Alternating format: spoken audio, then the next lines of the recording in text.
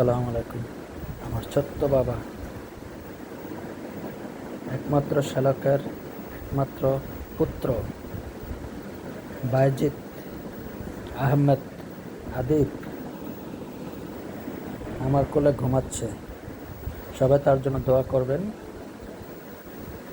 সে যেন নেক হায়াত পায়, ধার্মিক জীবনযাপন করতে পারে, গোপন শত্রু বহিঃশত্রুর আক্রমণ থেকে নিজেকে রক্ষা করতে পারে।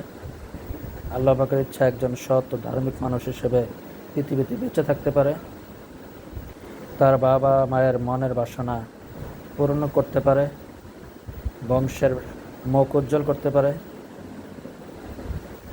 সর্বোপরি আল্লাহ পাকের একজন খাস বান্দা হিসেবে পৃথিবীতে বেঁচে থাকতে পারে সে তৌফিক প্রদান করে। আল্লাহুম্মা আমিন।